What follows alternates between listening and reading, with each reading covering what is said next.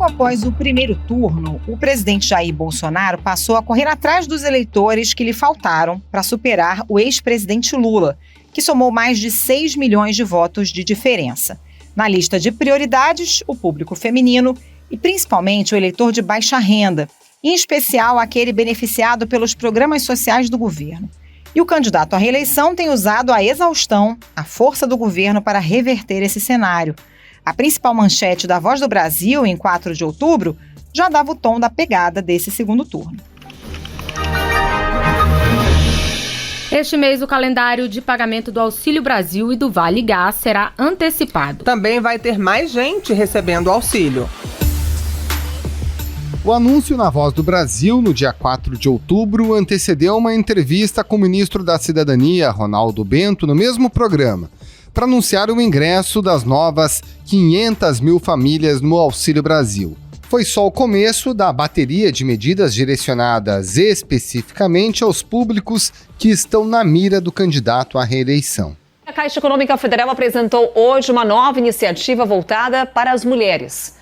O banco vai disponibilizar R$1 bilhão em crédito para incentivar o empreendedorismo falando feminino. do CAD único, que foi prorrogado, tá? Aquele prazo para receber os benefícios sociais para atualizar o cadastro até novembro. Então, até o mês. Vão oferecer a possibilidade do empréstimo consignado para o Auxílio Brasil e também para beneficiários do BPC, daquele benefício de prestação continuada.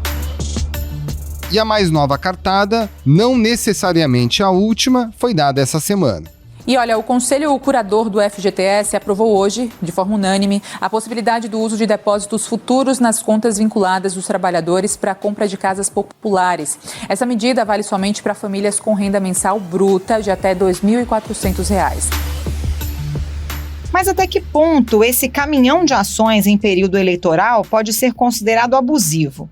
O procurador do Ministério Público junto ao Tribunal de Contas da União, Lucas Furtado, por exemplo, está convicto de que a liberação do consignado é sim abuso de poder. O subprocurador Lucas Furtado, que fez o pedido de suspensão, diz que há risco de prejuízo para a Caixa Econômica Federal e para a lisura do processo eleitoral. Ele pede que o banco pare de fazer novos empréstimos consignados para os beneficiários do Auxílio Brasil. E se essas medidas forem mesmo abusivas, por qual razão não há sinalização de que o presidente seja punido? E mais, até que ponto parte dessas medidas também representa um risco a mais à saúde financeira da população de baixa renda e aos beneficiários dos programas sociais? Esses são os temas do Ao Ponto desta quinta-feira. Eu sou o Roberto Maltic, estou com a Carolina Moran e nesse episódio conversamos com a repórter de economia, Fernanda Trisotto, e com um coordenador acadêmico da Academia Brasileira de Direito Eleitoral e Político, a Abradep, o advogado Renato Ribeiro. Fique com a gente.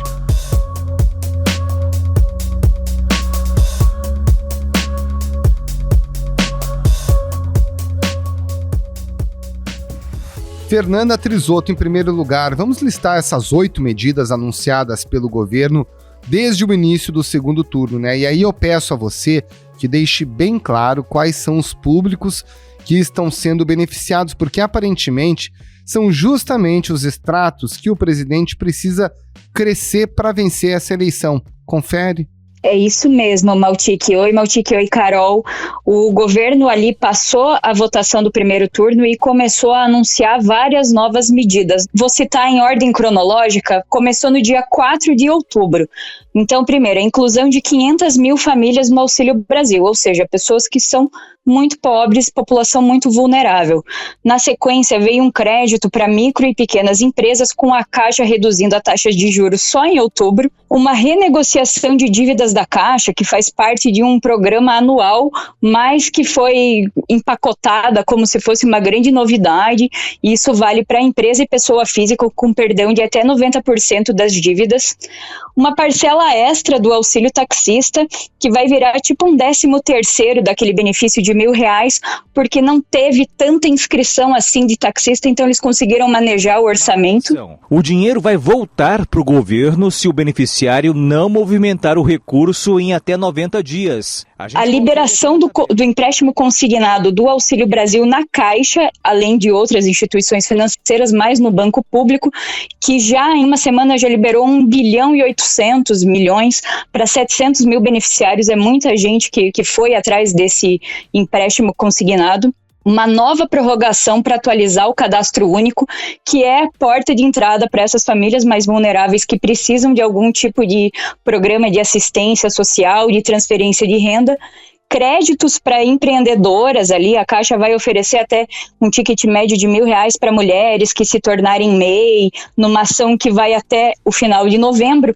E a última coisa anunciada foi o depósito futuro do FGTS para entrar no financiamento da casa própria para quem ganha até R$2.400 por mês. Também uma parcela mais vulnerável, com salários mais baixos, que é justamente onde o Bolsonaro tem mais dificuldade aí para conseguir avançar na intenção de voto e na consolidação dos votos no final das contas, porque ele, né, foi o presidente que perdeu a votação no primeiro turno.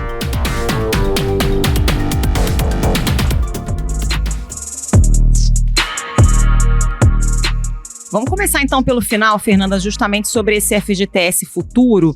Essa medida permite que o trabalhador empenhe um FGTS que ele nem recebeu, né, os depósitos futuros do Fundo de Garantia, na prestação da casa própria. Ou seja, o valor da prestação pode ser maior, cerca de R$160 maior, considerando uma família aí com renda de R$2.000 e que compromete cerca de 22% dessa renda com a prestação.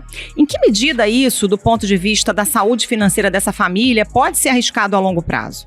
É arriscado, Carol, porque você está falando, primeiro, de um dinheiro virtual, você está falando de um depósito futuro de um FGTS que viria a entrar na conta desse trabalhador para ser a poupança que ele teria de segurança para caso perdesse o emprego. Então você está falando que esse trabalhador vai ter a garantia de um emprego formal, que ele não tem, e a garantia desse depósito do FGTS. A gente sabe que financiamento imobiliário não é uma coisa de 24 meses, 36 meses, como algumas parcelas que a gente faz às vezes para comprar eletrodoméstico, carro, alguns bens de consumo assim que são mais caros, mas não tem o valor de um imóvel, né?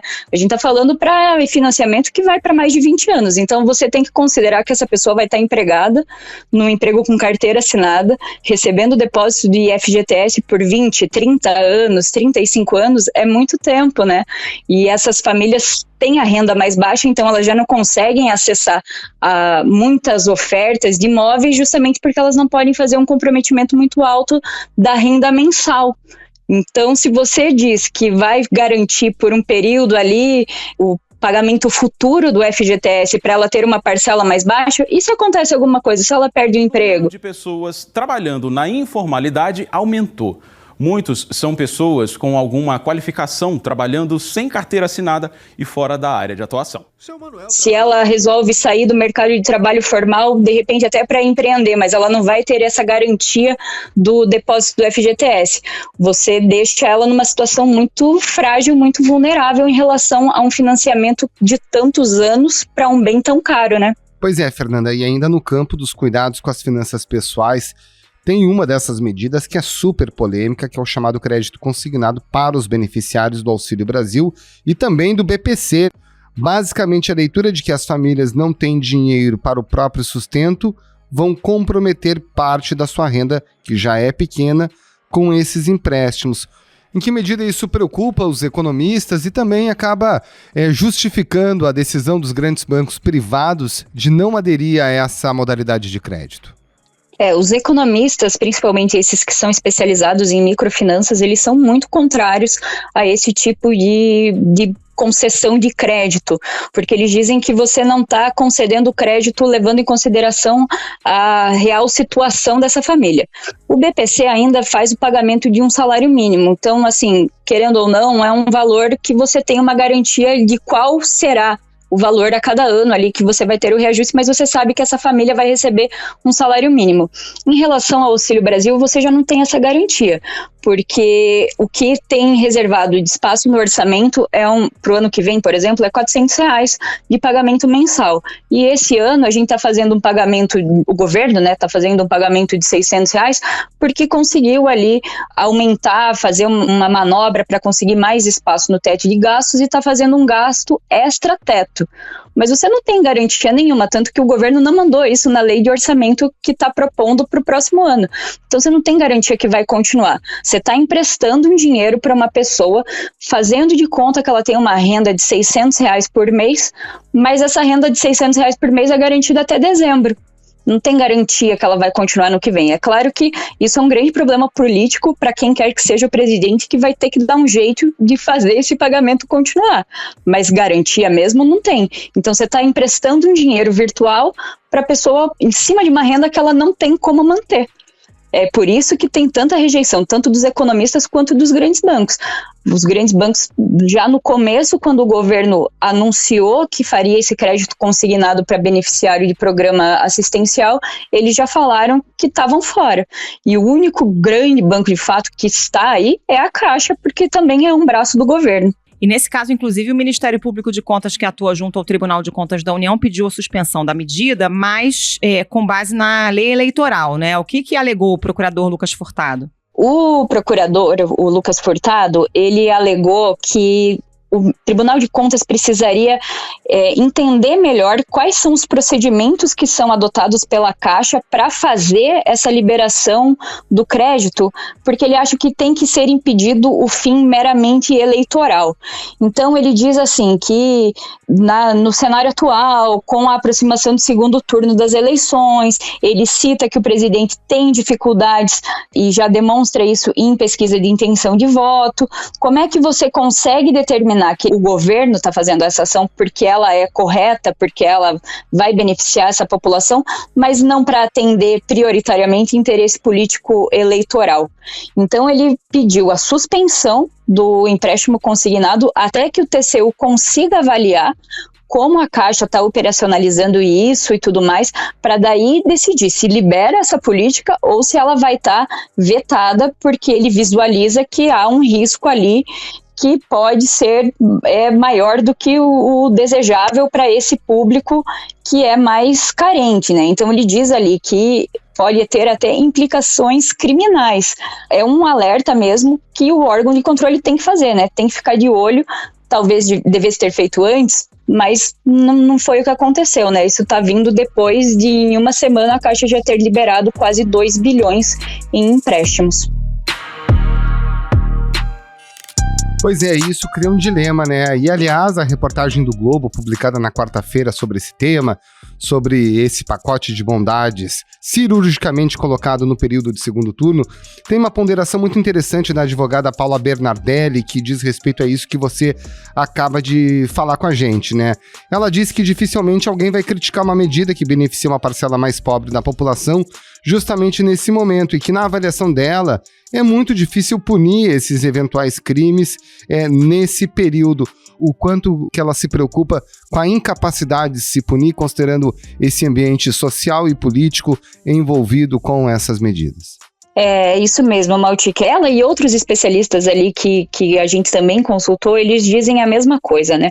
Quando você vai criticar uma medida que está beneficiando uma camada tão pobre da população, e ainda mais no contexto de empobrecimento, dificuldade econômica, um cenário de economia deteriorada ainda no Brasil, como a gente vive hoje, com o emprego patinando, né? O desemprego caindo, mas as pessoas ganhando menos. Então, assim, é uma situação muito difícil. Cada vez que você fizer uma medida voltada para esse público, e o governo tem que fazer, o governo tem que pensar nessas pessoas mais vulneráveis, é muito difícil para um outro oponente ali, um outro candidato, atacar a medida, né? Votaram sim 67 senadores, não um senador, nenhuma abstenção. Está aprovada a emenda número 1, substitutivo.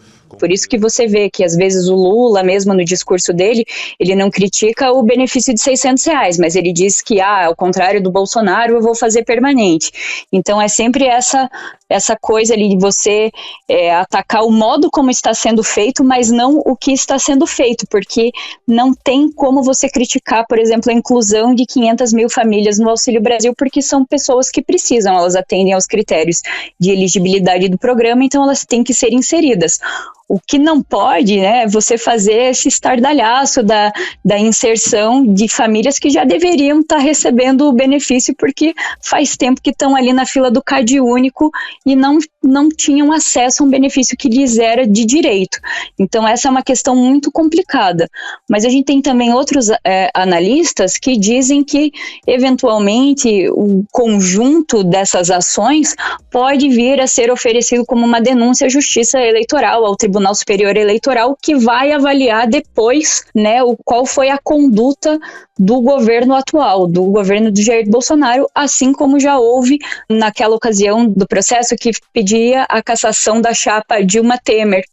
E depois a Justiça acabou, né, desconsiderando essa ação, achou que não tinha que fazer nenhuma cassação. Mas é o mesmo procedimento. Uma ação agora é muito difícil, mas ainda é algo que pode ser analisado posteriormente. Agora, do ponto de vista do orçamento, isso é uma bomba relógio, né? Porque tem gastos que são pontuais, como parcela extra de auxílio taxista, mas outros que são gastos permanentes, quando você inclui mais famílias no Auxílio Brasil, por exemplo, né? Você gera despesas aí para os próximos anos. Por outro lado, o governo fez uma renúncia fiscal de impostos de combustíveis, por exemplo. Como é que essa conta fecha? Que dinheiro está sendo usado e qual é o impacto disso no ano que vem e nos próximos anos aí para o orçamento? Carol, a conta não fecha e esse é o grande problema, né? O governo já enviou um projeto de orçamento para o ano que vem subestimando algumas dessas despesas.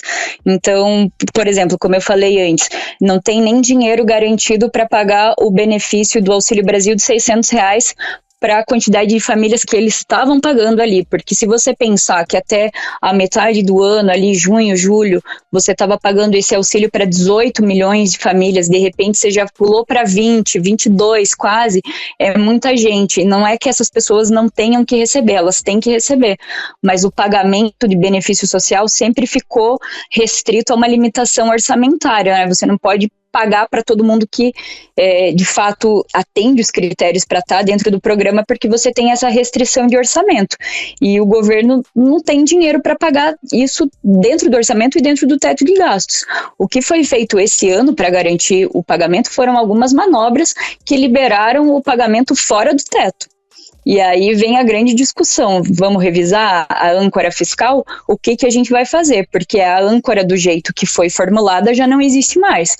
Se você quer gastar mais com social, talvez você precise reduzir outras despesas, como, por exemplo, emenda parlamentar. Mas isso não foi mudado, foi inclusive ampliado para o ano que vem, né, gente? Fernanda Trisotto, muito obrigada pela participação, bom trabalho para você. Muito obrigado, Fernanda, um grande abraço. Obrigada, gente, até mais.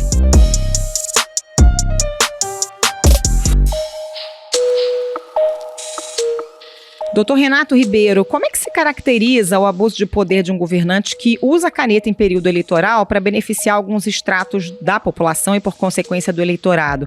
É abuso de poder econômico, político? Como é que isso é tipificado? Na verdade, isso é o chamado abuso de poder político. E ele se configura na nossa atual legislação, a legislação eleitoral, pela ideia de que um governante, especialmente prefeito, governador do estado e presidente da República, se vale dos dispositivos que estão à sua disposição mesmo, que são aqueles dispositivos de governo, como toda a sua estrutura governamental, para, em vez de simplesmente governar, também fazer aquilo que seja entendido como uma promoção pessoal ou de um candidato que está apoiando. Então pode ser visando a própria reeleição, como também tentando conseguir a eleição de um sucessor. E isso é reprimido pela Justiça Eleitoral. Há dezenas, centenas de especialmente prefeitos que tiveram mandatos cassados por se valerem dessa situação de abuso de poder político, porque ela desequilibra o pleito. A Justiça Eleitoral, ela sempre prima pela paridade de armas, ou seja, que exista uma equivalência nas pessoas que estão disputando os cargos. Pois é, doutor, e a gente listou agora há pouco com a repórter Fernanda Trisotto um caminhão de medidas do campo econômico que são cirurgicamente dedicadas a públicos que o presidente Bolsonaro precisa, de fato, crescer no eleitorado para vencer essa eleição no próximo dia 30 de outubro, né? Se a gente imaginasse um prefeito usando a caneta dele dessa mesma forma no período eleitoral para ser reeleito, ou mesmo para eleger aquele candidato que é da sua base de sustentação e de apoio, a justiça, considerando o histórico das decisões já tomadas, caminharia em qual direção? Eu não tenho nenhuma dúvida que prefeitos e prefeitas que ousassem a ter atitudes como a do presidente da República teriam seus mandatos cassados. Isso porque a Justiça Eleitoral já centenas de vezes já cassou mandatos e aplicou inelegibilidade de 8 anos, nos termos da lei da ficha limpa, àqueles que cometeram os chamados abusos de poder político. O cassou o diploma do prefeito de São Francisco do Pará, Marcos César Barbosa Silva, e da vice-prefeita, Jéssica Evelyn Mota. Eles foram condenados por abuso de poder econômico e implicitamente político por práticas ilícitas na realização de obras públicas. Então, o que está fazendo o presidente da República? Sabendo, e é evidente que o presidente tem essa consciência, ele sabe que uma cassação do mandato presidencial seria traumática para todo o país. Uma coisa é você cassar o mandato de um prefeito, outra coisa é cassar o mandato presidencial, que tem que fazer uma nova eleição no nível nacional, uma mudança drástica em todos os aspectos, ministérios e tudo mais. Então ele vem toda hora arrebentando a corda, vamos dizer assim, em relação ao que é permitido do uso da máquina pública. Isso nos faz refletir ainda mais sobre o próprio instituto da reeleição. A reeleição não era uma tradição no Brasil, a reeleição ela surge no Brasil com a emenda constitucional que permitiu que o ex-presidente Fernando Henrique Cardoso concorresse estando no cargo, lá em 1998, isso permitiu que prefeitos e governadores também assim o fizessem, e de lá para cá, Fernando Henrique foi reeleito, o próprio Lula foi reeleito, a Dilma Rousseff foi reeleita. Então todos os presidentes que foram eleitos, eles tentaram a reeleição. E agora Bolsonaro, no término do seu 4º ano de mandato, tenta também a reeleição. Então é alguma coisa para a gente fazer uma reflexão, claro, depois dessas eleições, se esse modelo que nós temos de reeleição, se ele é válido, porque evidentemente essas coisas acontecem, e daí eu volto até a falar sobre o abuso. O que vem a ser o abuso, se a gente pensar em algo que venha a falar sobre a língua portuguesa? Abuso pressupõe algum direito, e o abuso é ultrapassar um pouco mais. E é isso, o presidente ele tem direito de governar o país, é isso que se espera dele. Agora, quando ele abusa, quando ele vai além e faz do ato de governar o país um ato de campanha, daí tem que ser punido. Falando para as pessoas que estão nos ouvindo, é esse o motivo do chamado abuso de poder político.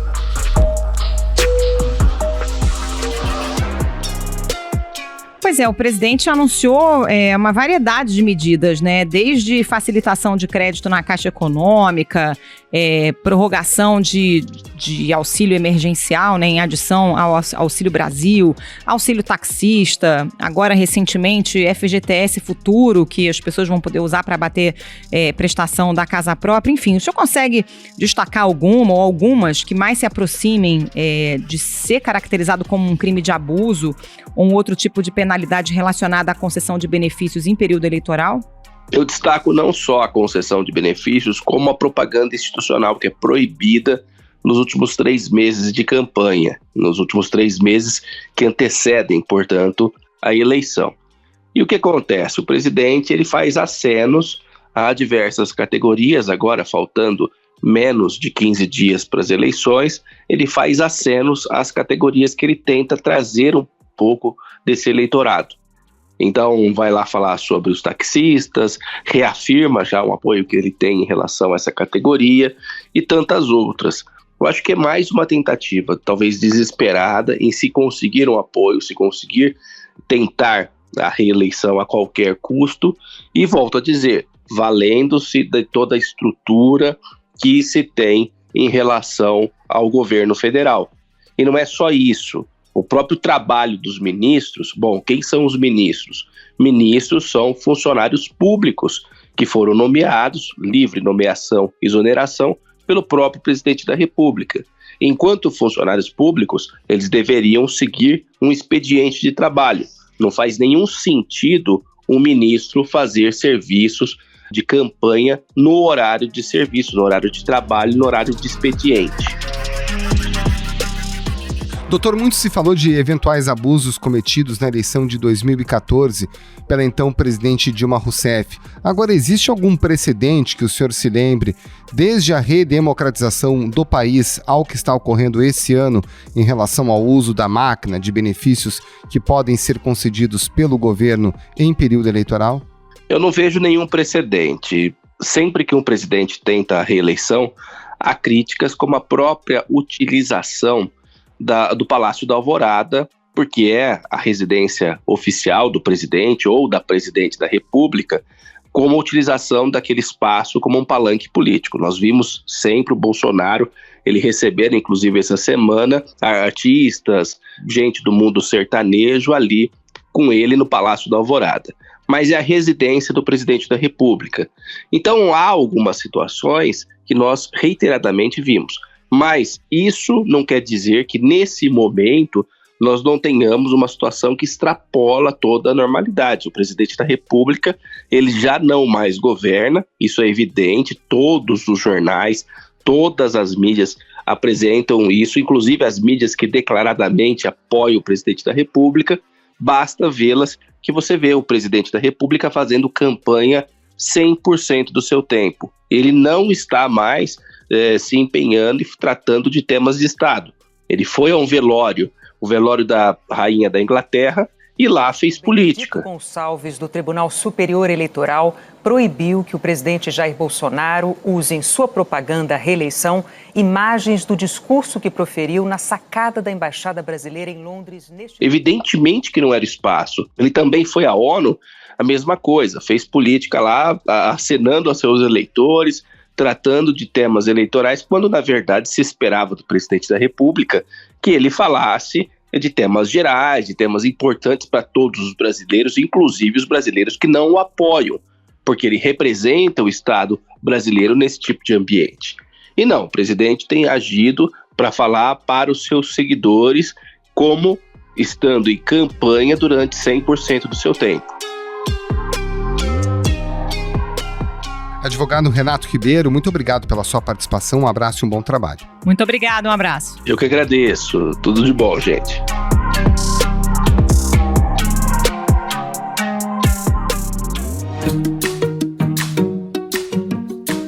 Esse foi o Ao Ponto de hoje, o podcast diário da redação do Globo. Nessa conversa, a gente conta com a participação de toda a equipe do jornal, as mesmas pessoas que levam até você informação e análise de qualidade todos os dias.